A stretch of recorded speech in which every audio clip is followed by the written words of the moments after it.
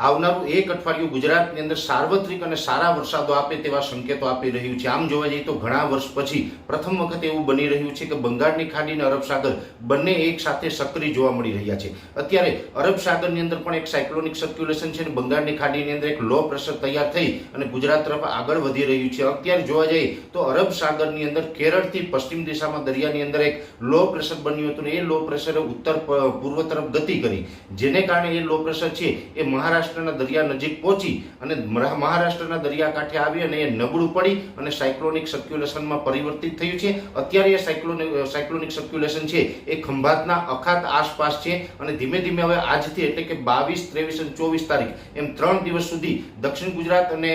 ભાલ વિસ્તાર છે અથવા તો જે સૌરાષ્ટ્રના કાંઠા વિસ્તારો છે, દરિયા કિનારેના જિલ્લાઓ છે જેમાં અમરેલી, ભાવનગર, ગીર સોમનાથ, જુનાગઢ જેવા વિસ્તારો, બોટાદ, આ તમામ વિસ્તારોને સારા વરસાદો આપે તેવી શક્યતાઓ છે। એ સાથે જોવા જઈએ તો અત્યારે જે બંગાળની ખાડીનું લો પ્રેશર આવી રહ્યું છે એ લો પ્રેશર છે એ ઉત્તર પશ્ચિમ તરફ ગતિ કરી રહ્યું છે અને એ લો પ્રેશર છે એ ધીમે ધીમે લગભગ 24 અથવા તો 25 ઓગસ્ટે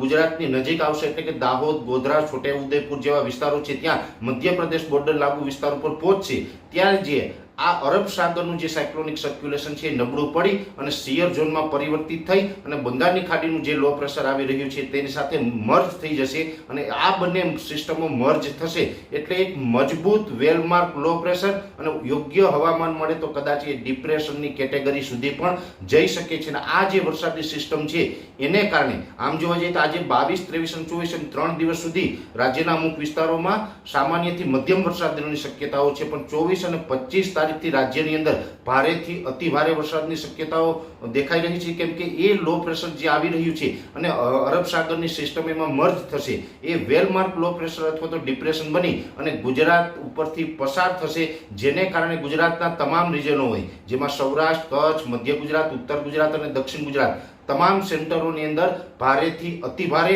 અને સારા વરસાદો પડે તેવી શક્યતાઓ દેખાઈ રહી છે। એટલે ખાસ કરીને આ બંને વરસાદની સિસ્ટમો સક્રિય થઈ છે, જેને કારણે જે આ ચાલુ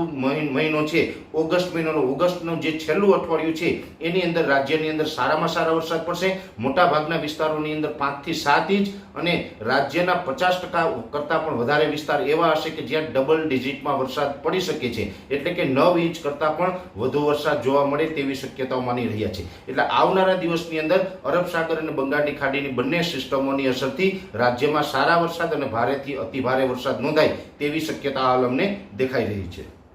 હવામાન નિષ્ણાત પરેશ ગોસ્વામી, જુનાગઢ।